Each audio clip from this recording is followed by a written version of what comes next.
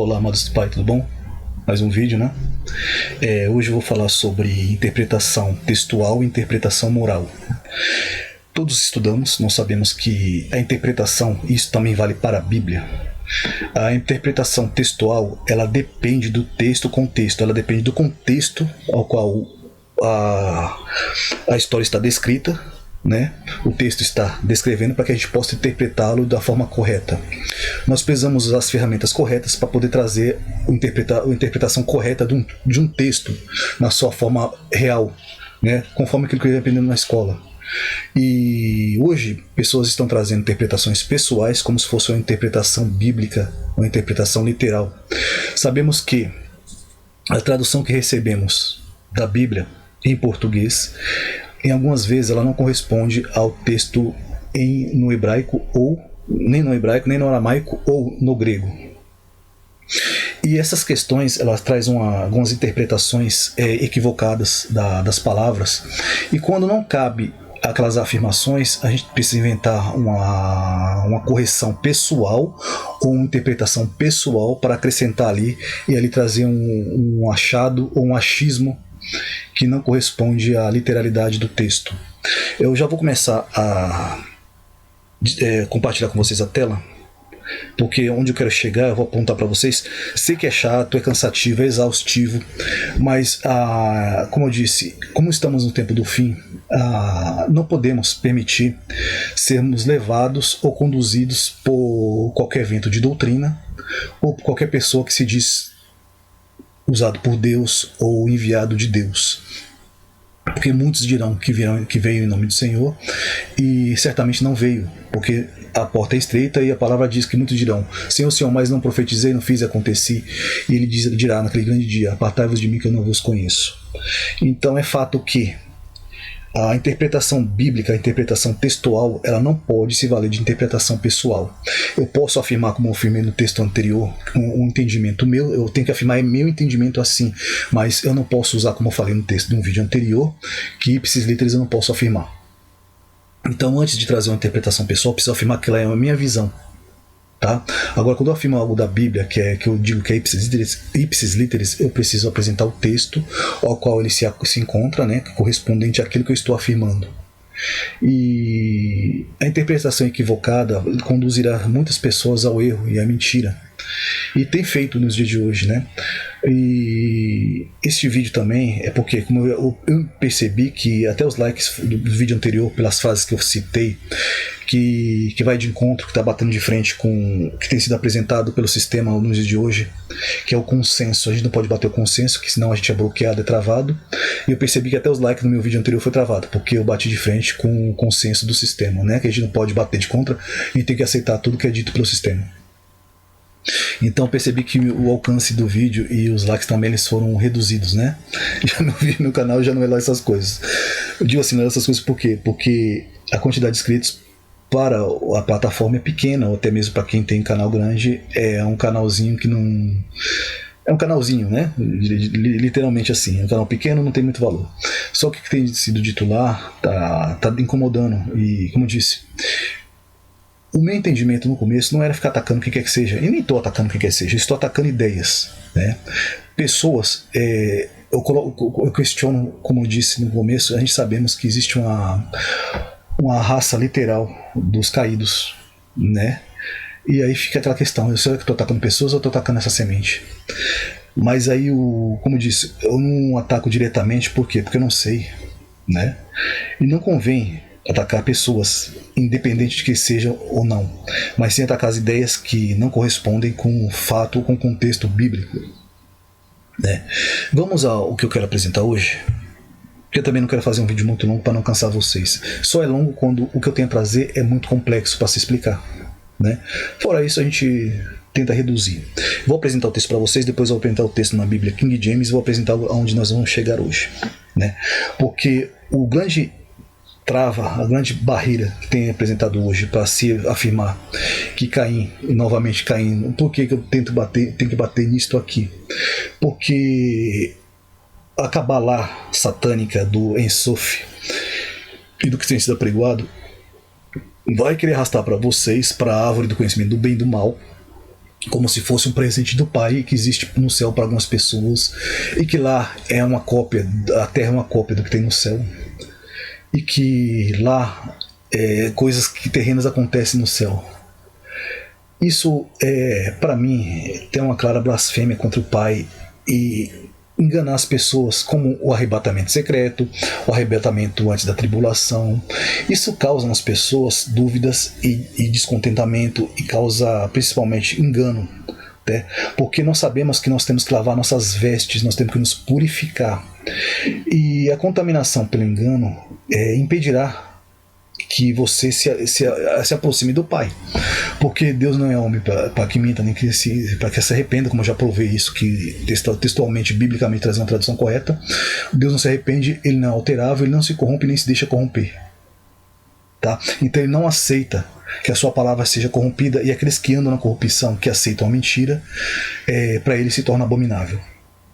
Então é observando isto, observando a tua alma, a tua salvação, para que você não se torne abominável a Deus pelo aquilo que você venha proferir ou acreditar, é que nós insistimos em bater nessa tecla, tá? Porque o grande entrave dentro do que ficou é este, já que não existe nenhuma base bíblica ou textual ou contextual para que se afirme aquilo que se vem afirmando até hoje.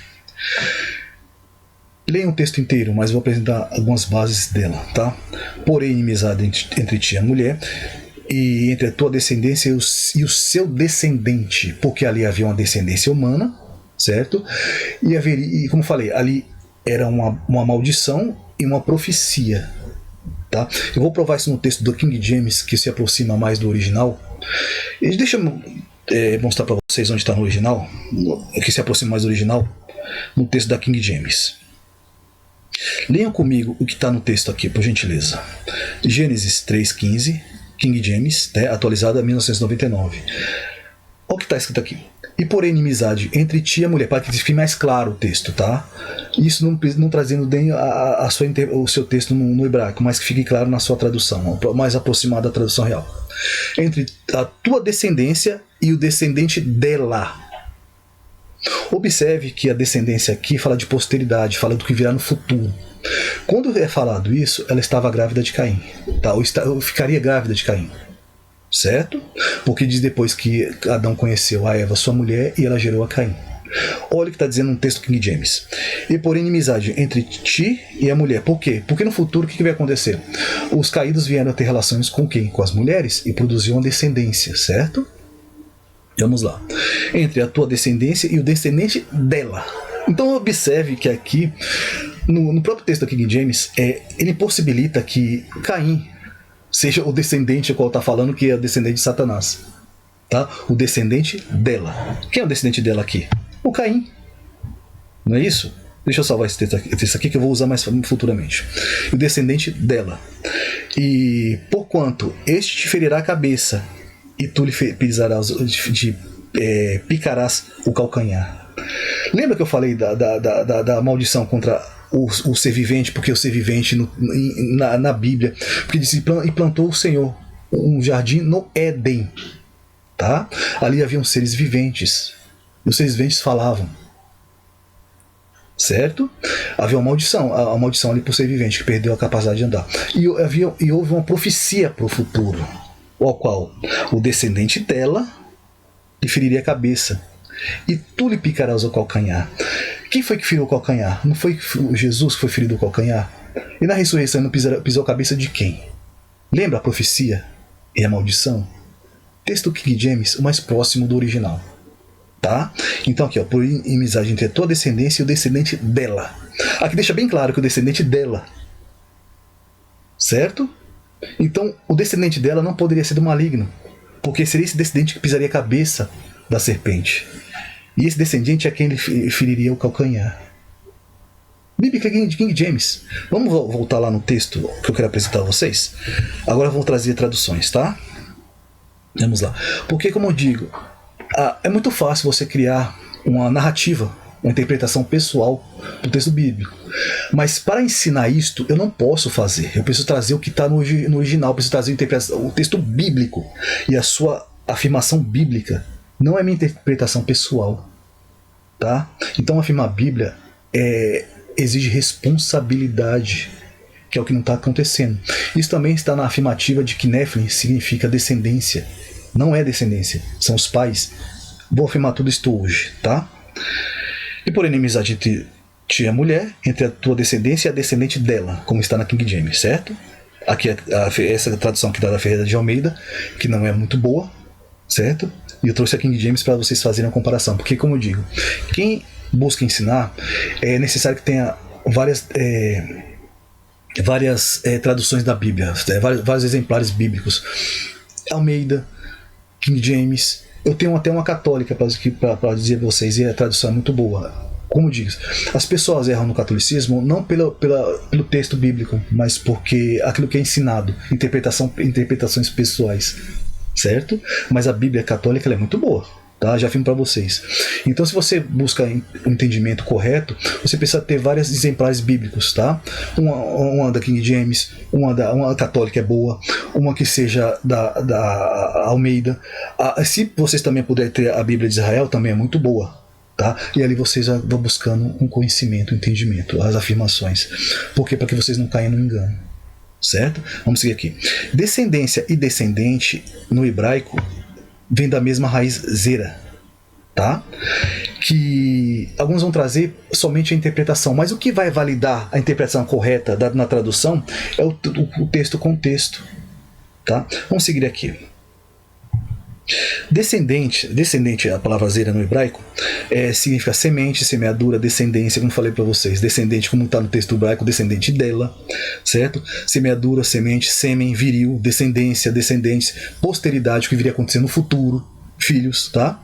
E aqui você vê que no próprio texto bíblico, na sua tradução da King James, difere uma coisa da outra, porque também está se referindo. E por que acontece isso? Porque também está se referindo a qualidade moral,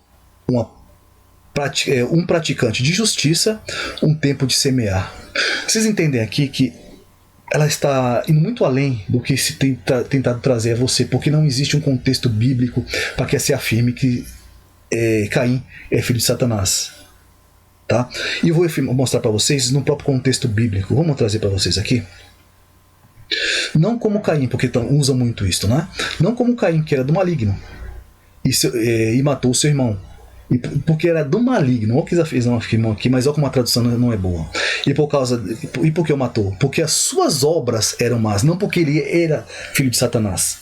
E seu irmão eram justas. Tem a ver com obra, certo? Tem a ver com caráter moral.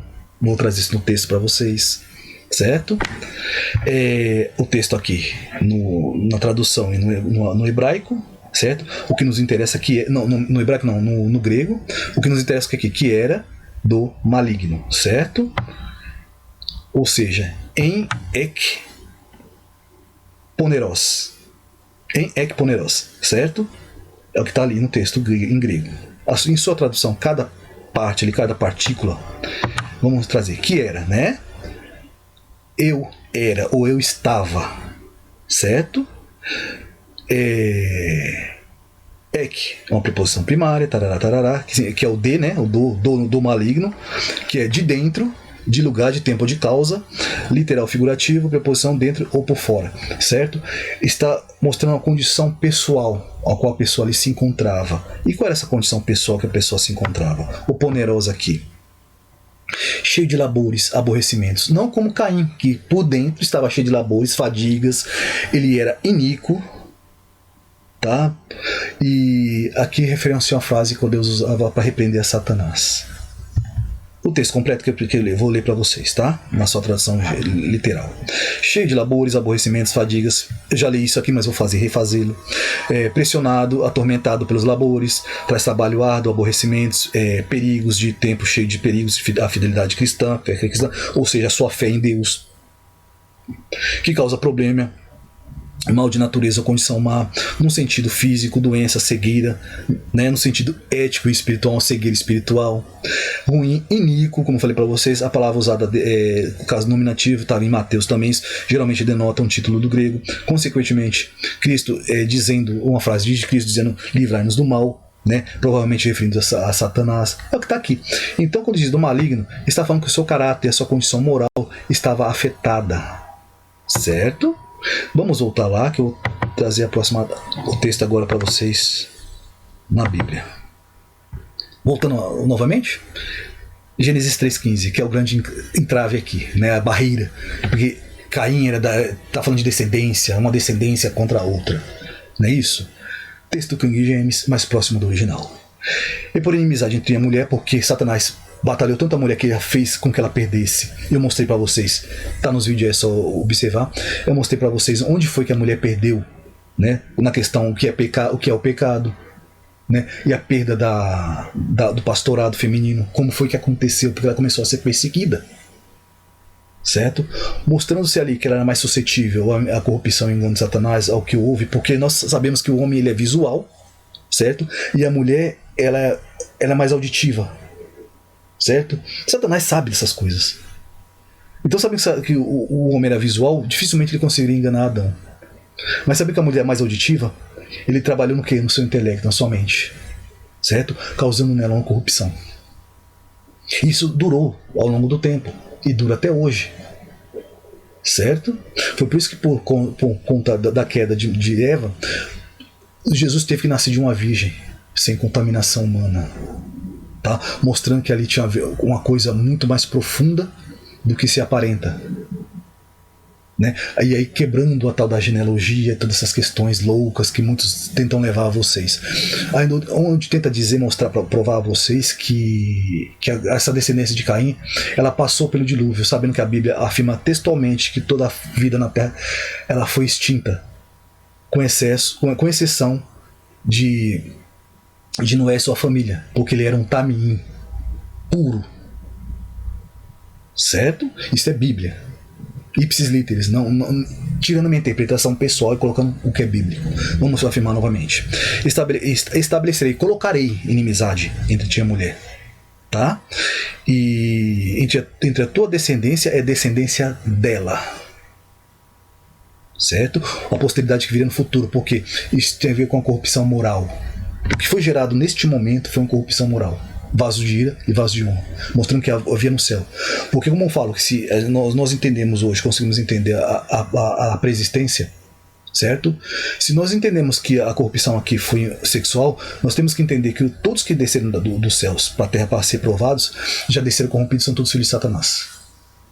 Mas aqui está falando de corrupção moral, o vaso de ira e o vaso de honra. Uma batalharia contra a outra, tanto que Caim matou Abel. Um que tinha, como mostrei no texto, vamos voltar lá. Vamos voltar no texto aqui. O que o texto afirma textualmente, certo? Vamos lá. Não como Caim que matou a seu irmão, certo? Caim que era do maligno, não porque como matou seu irmão. E por que ele matou? Por que ele matou a Abel, uma descendência lutando contra a outra? Porque isso teve questão moral. Porque as suas obras eram más e a de seu irmão eram justas. O que o texto está afirmando aqui? Vamos voltar lá. Em Gênesis 3,15 é uma questão moral, uma corrupção moral. No momento era uma corrupção moral, porque textualmente a Bíblia só fala que houve uma corrupção do gênero humano em Gênesis 6,4. Fora isso, você não vai conseguir achar no contexto, nem no português, nem no hebraico, algo que diga que Satanás teve relação com Eva e gerou a Caim. Ipsis literis, isso não existe, não tem como você provar isto. A não ser que você traga um apócrifos, pseudoepígrafos, que traz ali um entendimento corrupto das falácias judaicas, que a Bíblia fala sobre isso, certo? Do misticismo judaico. Fora isso, não há. Vamos seguir aqui. Gênesis 4:7. Se procederes bem, não é certo que serás aceito. Entretanto, se assim não fizeres, sabe que o pecado espreita a tua porta e deseja destruir-te. Isso da King James, tá? Cabe a ti vencê-lo. Tá falando sobre o quê? Vencê-lo, pecado ou desejo? Vencer o desejo, porque ele desejava matar o teu irmão, certo? Questões morais. Um tinha as obras boas, outro tinha as obras más. Obra, de forma que Caim foi assinalado. Me mostra o texto bíblico onde Deus assina um filho de demônio com proteção. O próprio Deus confirma que Caim não era de Satanás, porque ele o assina diretamente, para depois o destruir, não tem sentido. Certo? Quando a corrupção aconteceu, Deus não aceitou e destruiu tudo que havia na terra, deixando apenas o Tamim, Noé, que era puro, passar pelo dilúvio. Todo o resto foi destruído. Certo? Então cabia a Caim, cujo o seu caráter era mau, dominar sobre o seu desejo, tá? Para que não caísse em pecado e assim pudesse ser elevado, ser aceito, como o texto está dizendo, né? Vamos seguir em frente. Havia naqueles dias gigantes na terra, e aqui é um outro erro de tradução que eu já provei para vocês, vou mostrar novamente hoje, tá? Que dizem que Nefilins eram a descendência dos caídos e não os caídos. Já falei, aqui em Gênesis 6:4, o texto para os titãs e os semideuses é Gibori, tá? Os guerreiros de Satanás. E depois disso, no pós-dilúvio, eles são conhecidos por Emins, Zanzumins, tá? Os filhos de Anak, e por aí segue. Né? Eles não têm, em nenhum momento, em nenhum texto bíblico, eles vão receber o nome de Nefilins, porque Nefilins são seus pais. E por que isso tem a ver? Vamos seguir o texto e eu vou explicar o porquê. Havia aqueles dias gigantes na terra, e também depois. Mas aqui a palavra, não existe a palavra gigante no texto, nem nesse texto, nem nos que seguem. Tá? A palavra aqui é Nephilim. Como disse, a tradução é péssima, é muito ruim, que dá um outro entendimento, mas a palavra aqui. E haviam o quê? Caídos na terra, ou desertores na terra, e também depois, quando os filhos de Deus, os desertores, né, desceram à terra, né, e entraram os filhos dos homens, e delas geraram filhos, e eles eram valentes. Aqui a palavra é Gibori, tá? Da antiguidade, ou seja, os guerreiros da antiguidade, os varões de fama. Os Néfilins geraram Gibori, geraram valentes, geraram guerreiros, os varões de fama na antiguidade. Eles foram mortos no dilúvio. Após isso eles receberam outros nomes, mas Nefilim significa a isto aqui, ó. Deixa eu ver se é o que estou compartilhando com, é isso mesmo, compartilhando com vocês aqui. O termo Nefilim deriva do hebraico Nefilim, que é o termo no sentido de desertores ou caídos, derrubados. Novamente, nenhum Gibori, tá? Nenhum gigante, nenhum titã, semideus caiu ou foi derrubado ou desertou de alguma coisa. Traduções erradas. Tá? Derrubados, ou seja, haviam caídos antes e depois, quando os desertores chegaram na terra. Os filhos de Deus, que geraram filhas. Vocês estão conseguindo entender aqui? Que entraram as mulheres e geraram filhos, certo? E a palavra é uma referência constante a algo que sofreu uma queda ou que está perdido. Né? No idioma aramaico, uma constelação de Orion tem a ver com as estrelas, tem a ver com o céu e não com a terra especificamente, tem a ver com quem desceu dos céus, né? Que na tradução hebraica está vinculada ao anjo Shin-Yan-Zai. Certamente aqui está no aramaico, mas no hebraico é Shamiasa ou Samiasa, o líder dos desertores. Nefilim tem a ver com anjos caídos, certo? E é denominada Nefila, ou seja, Nafal, ele caiu, certo? No segundo livro de Enoque, a versão apócrifa do Antigo Testamento. É exatamente isto aqui. Nefilim não é a descendência dos anjos, são os anjos. Os seus descendentes são chamados de Giborins, tá? Emins, Anzumins, Refaíns, certo? Anakins, e segue toda essa raça que depois tiveram que ser mortas pelo povo de Israel. Que esse era o plano, acabar com essa raça dos caídos na terra. Vamos seguir aqui. Vamos voltar à questão moral, certo? Porque isso tem a ver com isso aqui, ó. Estabelecendo inimizade entre a mulher, entre o seu descendência e a descendência dela, tá? O que semeia a perversidade cegará malice, e com vara da sua própria indignação será extinto. Isto tem a ver com caráter moral, certo? Ora, o fruto da justiça semeia-se na paz, para que se exercitam a paz. Isso tem a ver com questão moral. Não como Caim, que é uma... Aí volta o que eu falei para vocês, certo? A questão de Caim era uma questão moral. A questão nefilítica, dos caídos, aconteceu somente onde o texto diz em Gênesis 6:4 que os filhos de Deus, os Bene Elohim, certo? Os desertores, viram as filhas dos homens, entraram elas e geraram filhos, geraram Gibori, antediluviano, pós-diluviano, outros nomes.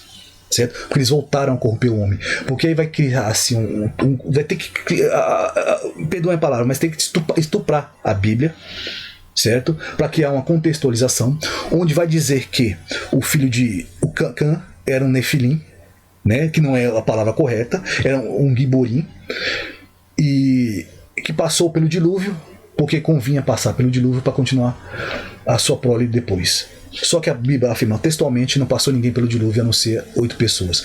Essas outras pessoas tinham que povoar a terra, onde Cã, ou Cão, no seu caráter moral estava deturpado, e os anjos caídos voltaram, os Néfilins voltaram a ter relação com os homens, isto em Sodoma e Gomorra, e voltaram a produzir descendência. Isto em Números também 13:33, se não me engano, isso. Tá? Voltaram a produzir descendência na terra. Certo?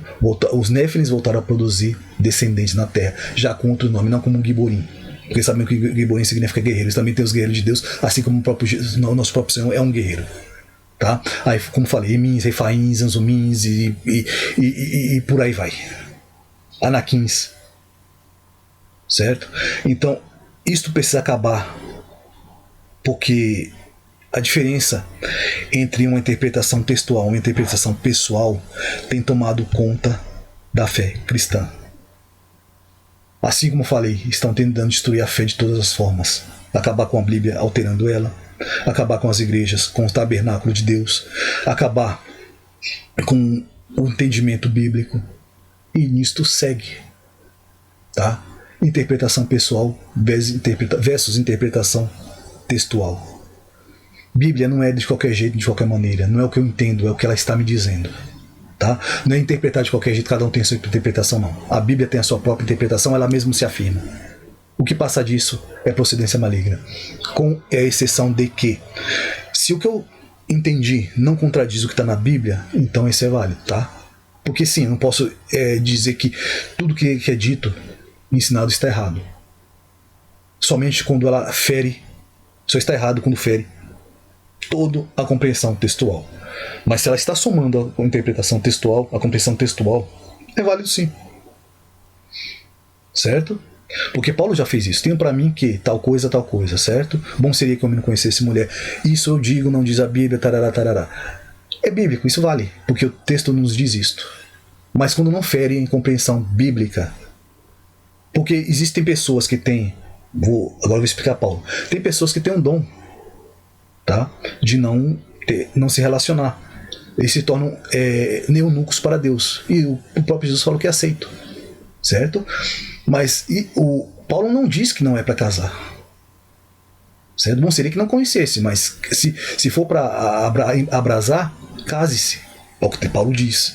Porque o texto diz que deixa o homem, o pai e a sua mãe e unir-se à sua mulher. Isso é um texto bíblico. Tá? Então, entendam.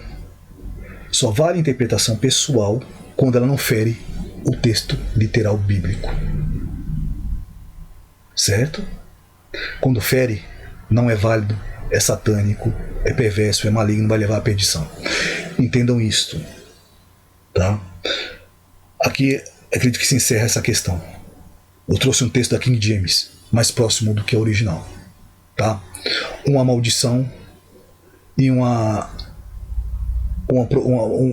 profecia que se cumprirá, que está se cumprindo no dia de hoje, se cumpriu quando a serpente feriu, o Nahash feriu os pés do Senhor, e na ressurreição ele pisou a cabeça da serpente.